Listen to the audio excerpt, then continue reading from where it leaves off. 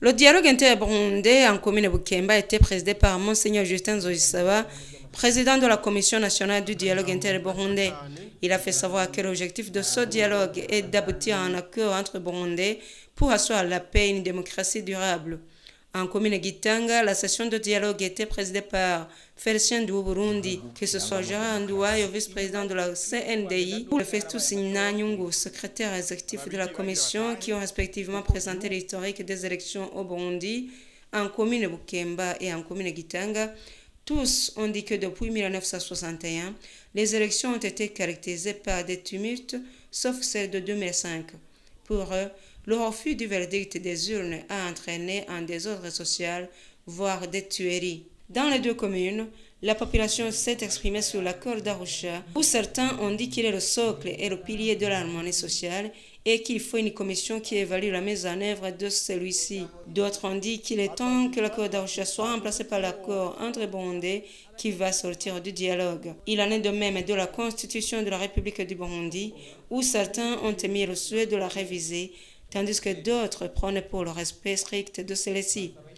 Pour le mandat présidentiel, la population a proposé qu'il soit supprimé, d'autres sont pour la prolongation du mandat jusqu'à 15 ans, tandis qu'il y en a qui ont dit que le mandat devrait être de 5 ans non renouvelable, alors que d'autres ont proposé que le président, une fois élu, devrait rester au pouvoir jusqu'à ce que la population lui retire la confiance par les élections. Le problème est lié à la terre spécifique en commune Bukemba.